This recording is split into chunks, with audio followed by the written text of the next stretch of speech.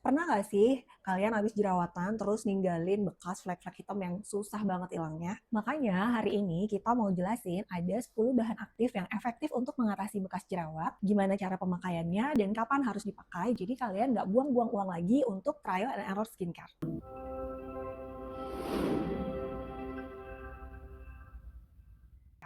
Hai semuanya, aku Dokter Gita. Hari ini aku bareng dengan Dokter Shirley dari Anugerah Klinik akan membahas bagaimana cara menghilangkan bekas jerawat yang membandel. Nah, ini keluhan nomor satu di praktek kita setiap hari. Pasien udah coba macam-macam produk mahal, tapi fleknya tetap aja nggak hilang. Masalahnya, kebanyakan orang nggak tahu bahan mana yang secara ilmiah terbukti efektif. Sebelum masuk ke bahan aktifnya, kalian harus paham dulu mengapa flek hitam bisa muncul. Setiap kali ada iritasi atau peradangan di kulit, entah dari jerawat, produk yang terlalu keras, atau scrub yang kasar, kulit bakal memproses dengan memproduksi pigmen berlebihan. Nah, proses ini dinamakan PIH atau Post Inflammatory Hyperpigmentation. Dan sayangnya, flek akibat PIH ini bisa bertahan berbulan-bulan bahkan bertahun-tahun jika tidak ditangani dengan tepat. Oke, mari kita bahas bahan-bahan apa aja yang bisa mengatasi Post Inflammatory Hyperpigmentation ini. Pertama, vitamin C. Yang pasti, semua pada udah familiar ya sama vitamin C ini. Secara ilmiah, vitamin C dapat menghambat pembentukan enzim tirosinase, yaitu enzim yang bertanggung jawab untuk produksi pigmen di kulit. Tapi jujur aja vitamin C ini tricky banget karena ada bentuk vitamin C yang tidak stabil dan dapat teroksidasi jika terkena udara. Contohnya adalah bentuk L-ascorbic acid. Vitamin C ini high poten atau sangat efektif potensinya namun sangat mudah teroksidasi. Nah, kalau rusak malah bisa mengiritasi kulit. Jadi sebaiknya penggunaan vitamin C dosis tinggi dan vitamin C murni digunakan di malam hari. Namun bentuk sediaan vitamin C lainnya yang lebih stabil bisa digunakan pagi atau malam. Kalau mau digunakan di pagi hari, aplikasikan vitamin C 5-10 menit sebelum skincare yang lain, tunggu sampai benar-benar meresap, baru kamu bisa menggunakan moisturizer dan sunscreen. Yang kedua adalah hidroquinon, merupakan gold standard untuk mengatasi flek hitam selama lebih dari 50 tahun. Cara kerjanya dengan menghambat enzim tirosinase. Tapi hidroquinon ini harus hati-hati banget pakainya. Kalau salah pakai bisa bikin rebound hyperpigmentation, jadi fleknya malah tambah parah. Kalau dipakai jangka panjang, maka dari itu penggunaan hidroquinon maksimal 5-6 bulan. Kemudian diistirahatkan 2-3 bulan. Jangan dioleskan ke seluruh wajah, tapi hanya di area yang ada fleknya saja. Idealnya, hidroquinon dipakai di bawah pengawasan dokter, terutama yang berkonsentrasi tinggi.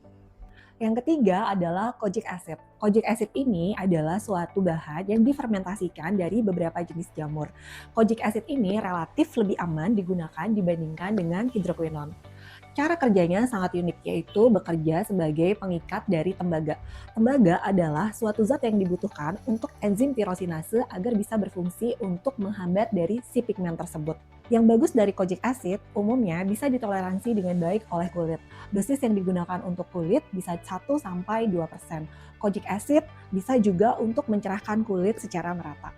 Yang keempat, soy isoflavon, bahan yang kurang dikenal tapi sebenarnya sangat bagus. Cara kerjanya dengan menghambat transfer melanin ke permukaan kulit, sehingga membantu meratakan warna kulit. Selain itu, soy juga punya efek anti-inflamasi dan anti-aging. Jadi, buat kamu yang kulitnya sudah ada tanda-tanda aging, soy bisa menjadi alternatif untuk digunakan. Bisa dipakai pagi dan malam.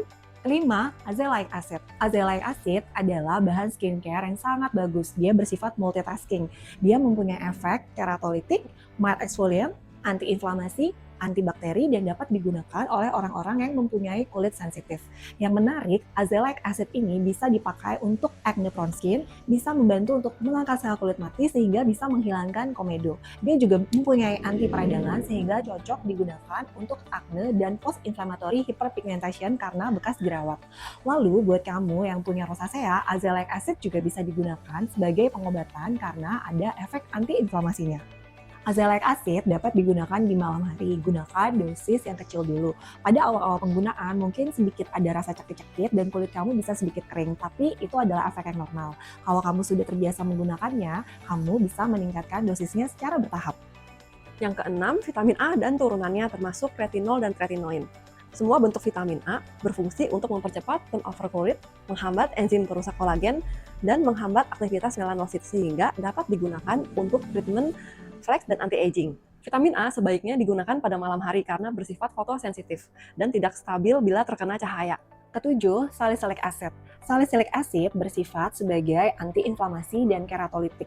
Fungsinya adalah untuk membantu pergantian sel-sel kulit mati, bisa juga untuk mengatasi masalah komedo dan jerawat. Salicylic acid juga mempunyai efek antiinflamasi dan antibakteri, jadi bisa digunakan untuk jerawat yang sedang meradang. Salicylic acid sebaiknya digunakan di malam hari, karena bisa menyebabkan kulit lebih sensitif terhadap paparan sinar matahari. Kedelapan, licorice root extract. Licorice root extract adalah suatu ekstrak tanaman yang berfungsi sebagai shooting dan brightening. Efeknya bisa untuk memperbaiki skin barrier, juga bisa berfungsi untuk mengatasi pigmentasi.